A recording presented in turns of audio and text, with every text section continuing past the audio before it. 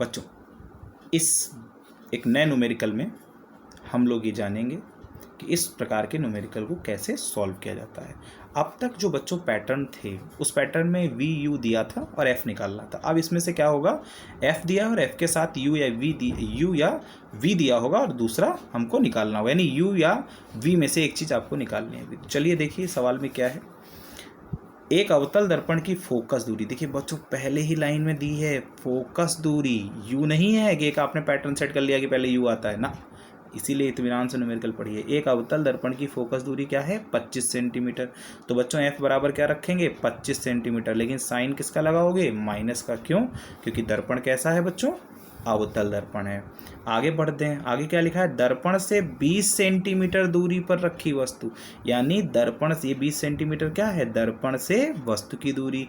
तो बच्चों u बराबर क्या लिखेंगे, 20 सेंटीमीटर, वो भी किस में, माइनस में। अब कह रहा है प्रतिबिंब की स्थिति। देखिए बच्चों प्रतिबिंब की स्थिति एवं प्रकृति, ये दोनों बातें जब कर देगा तो आपको निकालना होगा v और m। अगर v और m आपके पास आ जाएगा तो आप एक कंप्लीट नेचर जो है इमेज का वो बता सकते हैं, प्रतिबिंब की प्रकृति आप बता सकते हैं, स्थिति भी बता सकते हैं और प्रकृति भी बता सकते हैं। तो स्थिति के लिए आपको क्या निकालना होगा, v, और प्रकृति के लिए क्या निकालना होगा आपको, m। हालांकि कुछ नेचर तो हम बिल्कुल क्लियर v से ही बता सकते हैं कि वो वास्तविक होगा या आभासी होगा, ये v से ही हमको पता चल जाता है। ठीक है, अगर पूछ लेगा आकार क्या होगा, यानी वस्तु के सापेक्ष कितना छोटा कितना बड़ा होगा, तो उसके लिए हमको m की ज़रूरत पड़ेगी। तो चलते हैं, पहले v निकालते हैं और फिर m निकालते हैं।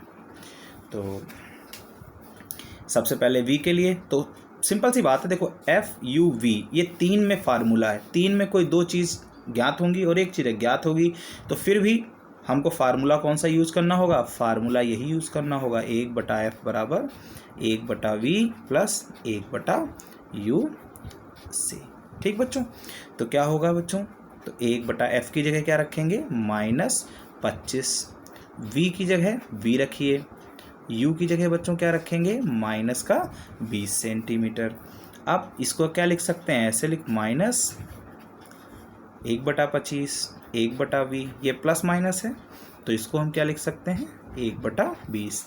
तो जो न्यूमेरिकल डिजिट हैं, जो डिजिट्स हैं, इनको एक तरफ कर देंगे, तो -1/25, ये माइनस का है, ट्रांसफ़र होके इस साइड में आएगा तो किसका हो जाएगा, प्लस का हो जाएगा बच्चों, हो जाएगा। इसको हम दोनों साइड को एक साथ पलट देंगे तो उसमें साइन चेंज करने की ज़रूरत नहीं होती, इसको हम ऐसे भी लिख सकते हैं। ठीक है बच्चों, अब 25 और 20, तो 25 और 20 का हमको बच्चों क्या लेना है, लासा लेना है, एलसीएम लेना है, तो क्या होता है बच्चों, 100 होता है। आप प्राइम फैक्टराइजेशन करके देख लीजिएगा, आपको मैथ में मैंने बताया है। फिलहाल इतना तो आपको अब पता ही हो जाना चाहिए प्रैक्टिस करते करते।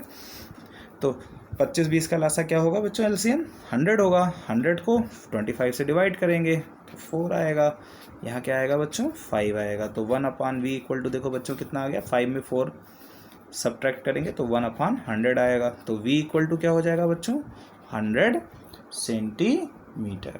क्या हो जाएगा बच्चों, 100 से। और देखिए v किस में आ रहा है बच्चों, v आ रहा है पॉजिटिव, v क्या आ रहा है बच्चों, पॉजिटिव। 100 आ रहा है ना, 100 कोई साइन तो है नहीं तो पॉजिटिव मानेंगे साइन। v क्या आ रहा है, 100। अगर v 100 आ रहा है बच्चों, एक बात तो कन्फर्म है, क्या कन्फर्म है, प्रतिबिंब कहाँ बन रहा है, प्रतिबिंब भाई v पॉजिटिव कब होगा, जब प्रतिबिंब दर्पण के पीछे बनेगा। इसलिए प्रतिबिंब कहाँ है, प्रतिबिंब दर्पण के पीछे बन रहा है, दर्पण के पीछे बन रहा है।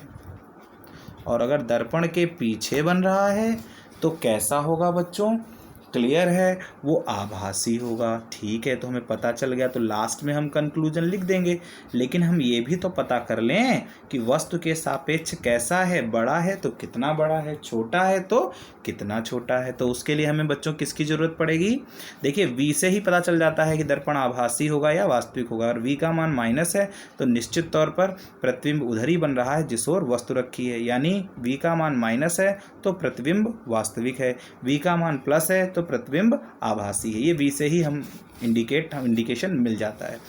लेकिन अगर हमें ये पता करना है कि वस्तु के सापेक्ष कितना बड़ा या कितना छोटा है तो उसके लिए हमें m की ज़रूरत पड़ती है। तो बच्चों, तो m बराबर मैंने लिखवाया था बच्चों, याद करिए मैंने m बराबर क्या बताया था, I/O। और एक ये है, इसके किसके बराबर होता है, -v/u के। तो हम चूँकि I और O हमें पता नहीं है, तो हम किसका यूज करेंगे, इस फार्मूले का, यानी हम यूज करेंगे बच्चों m = क्या यूज करेंगे, -v/u।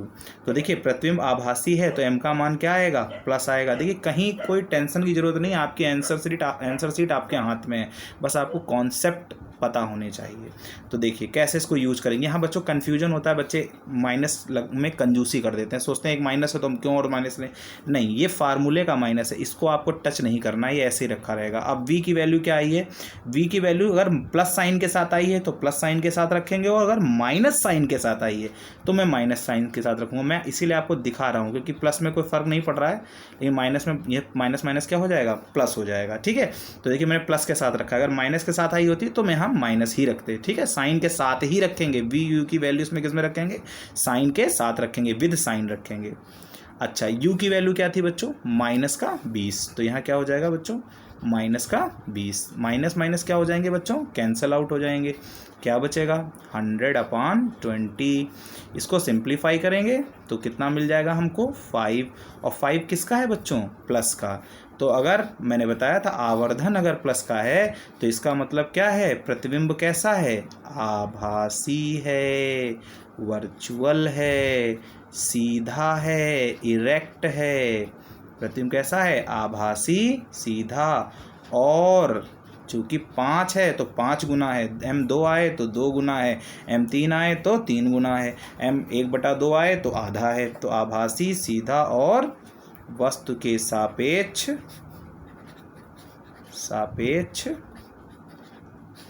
5 गुना प्रतिबिंब बनेगा। बात समझ में आ रही है बच्चों, ठीक है। कहाँ बनेगा ये हम एक्सप्लेन कर चुके हैं। प्रतिबिंब कहाँ बनेगा, दर्पण के पीछे बन रहा है या दर्पण के पीछे बनेगा। ठीक है, दर्पण के पीछे बनेगा तो आभासी सीधा तो हम पहले ही जानते थे। आवर्धन इसलिए निकाला कि वस्तु के सापेक्ष बड़ा बन रहा है या छोटा बन रहा है। अगर बड़ा बन रहा है तो कितना बड़ा बन रहा है, और छोटा बन रहा है तो कितना बड़ा कितना छोटा बन रहा है। लेकिन एक बात तो स्पष्ट है कि दर्पण कौन सा है, अवतल दर्पण। तो बेटा जो आभासी प्रतिबिंब होगा वो वस्तु से छोटा हो ही नहीं सकता। अवतल दर्पण में आभासी प्रतिबिंब हमेशा वस्तु से बड़ा होता है। तो क्योंकि अवतल दर्पण की ये स्थिति और उत्तल दर्पण की जो स्थिति होती है उसमें फ़र्क यही है।